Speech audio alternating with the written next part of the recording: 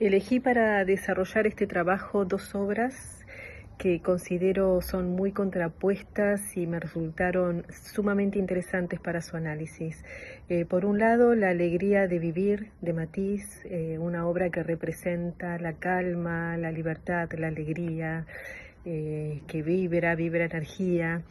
Y por otro lado, el grito de Munch, que genera tanta angustia, ¿no? Como si se escuchara un dolor que todos conocimos en algún momento. Entonces me pareció interesante compararlas porque muestran como dos formas de ver el mundo, totalmente distintas. Y esto también me hace pensar cómo el arte refleja nuestras emociones, nuestros momentos y también nuestras luchas internas. Por eso, bueno, vamos a avanzar con este análisis que llamé Contrastes del alma, de Matisse y Munch, que va entre la celebración y el grito. Vamos a conocer un poquito más de Henri Matisse, francés, pintor, dibujante, escultor, uno de los artistas más importantes del siglo XX y líder del movimiento fauvista, este movimiento que nace en 1905, justamente con la creación de La alegría de vivir entre 1905 y 1906, y rompe con un realismo tradicional que venía teniendo la pintura hasta ese momento, el arte hasta ese momento, apostando por colores intensos, formas libres, como vemos en La alegría de vivir, con esos cuerpos rosados, desnudos, y con una expresión emocional muy directa. A lo largo de toda su trayectoria, Matisse exploró como distintos estilos y distintas técnicas, pero siempre mantuvo esta búsqueda de la belleza. Sobre todo la luz y la simplicidad eran como sus pilares. En los últimos años, cuando su salud también se debilitó, creó unos famosos collages recortados con papeles de colores, como conocemos nosotros el collage actual, reinventando como este lenguaje artístico con una vitalidad que ha sorprendido. Y hablamos entonces de la obra La alegría de vivir. ¿Cuál es el análisis técnico de esta obra? Es una obra que se hizo en 1905, en una técnica de óleo sobre lienzo, con unas medidas generosas de 1,74 por 238 centímetros, un lienzo bastante amplio. El lugar donde yace hoy la obra es en Barnes, en la Fundación en Filadelfia. Y bueno, como característica principal, como lo vimos en la obra, es el uso del color, ¿no? Matisse emplea como colores muy intensos, que parecen que no son realistas, ¿no? Con contrastes muy vibrantes.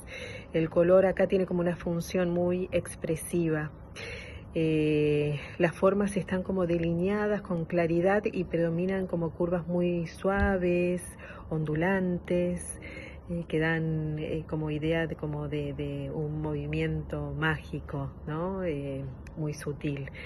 La composición, digamos, no tiene la perspectiva tradicional, ¿no? Está casi eliminada. Las figuras y el paisaje parece estar como en un mismo plano, creando como más que nada una sensación decorativa y sobre todo armónica, que es lo que da esta calma a la vista.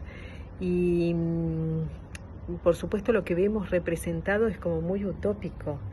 Y Matisse lo que siempre quiere reflejar es como el gozo, el placer, la libertad, que creo que se ve muy bien en esta obra, con figuras desnudas como bailando, tocando música, ¿no? Con este desparpajo y descansando, queriéndose, amándose. Es como un entorno natural idealizado, ¿no? Yo cuando la vi como, bueno, parecía el paraíso.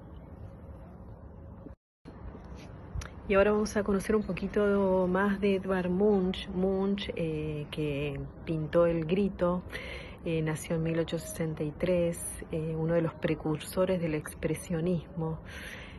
Su obra en general se caracteriza por explorar todos los temas más profundos, ¿no? La ansiedad, el amor, la muerte, la angustia existencial, tiene un poco que ver con lo que él vivió desde su juventud, que enfrentó pérdidas familiares, tuvo una salud muy frágil, tuvo experiencias que marcaron su vida y bueno, cambió así su visión del mundo y es lo que transmite.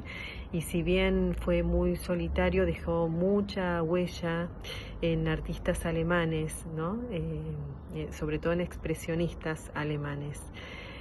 Bueno, como vimos, su pintura más famosa es El Grito, que la hizo en 1893.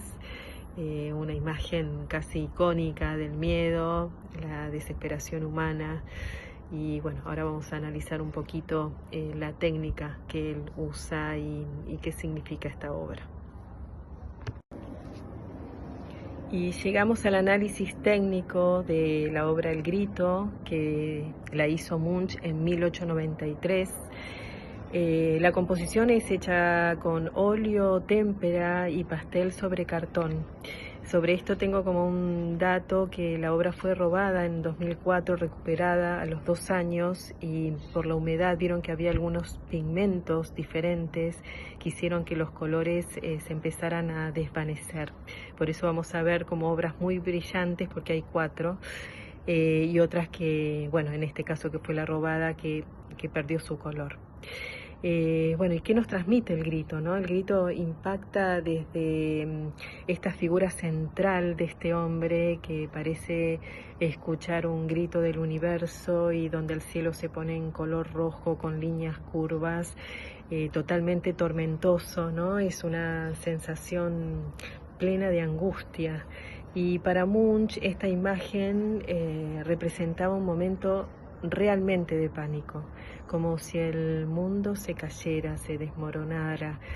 Me parece una obra que toca muy profundo al ser humano, ¿no? Y bueno, muy representante del expresionismo, que es el movimiento que representa Munch. Y cierro este análisis con lo que dejaron estos 2 artistas tremendos, uno como líder, digamos, del fauvismo, que lo siguieron otros artistas como André Derain, de los conocidos, y al ser el líder de este movimiento, si bien no tuvo manifiesto como tal, transmitió esta actitud de plena libertad creativa. Matisse decía que su arte quería que fuera como un sillón para el descanso del espíritu, es decir, algo que brinde placer. Por otro lado, el expresionismo, ¿no? Todo lo que nos brindó Munch con este arte oscuro, que sí tuvo manifiesto en artistas alemanes, en grupos alemanes como el Die Bruck. Ellos decían que el arte debía expresar la verdad interior del artista. Y aunque fuera fea, oscura, dura, esto debía transmitirse. Es como un arte muy comprometido con lo humano. Y acaba mi conclusión personal. Comparar estas 2 obras me ayudaron a ver cómo el arte puede expresar lo más hermoso de la vida y también lo más oscuro. Matisse nos muestra un mundo el que quisiéramos, ¿no? Un mundo utópico, idealizado, un mundo libre, alegre, armónico. Munch, en cambio, nos muestra un mundo interior que a veces también, por supuesto, habitamos, ¿no? Lleno de angustia, de miedos. Y creo que todos tenemos estos 2 mundos adentro, ¿no? El arte nos permite verlos, aceptarlos, integrarlos y sentirnos de alguna manera acompañados en este proceso. Bueno, para mí esto fue lo más poderoso de estas 2 obras, que no solo fueron imágenes, sino fueron experiencias, una experiencia humana en realidad. Me encantó. Gracias, Ana, por esta posibilidad.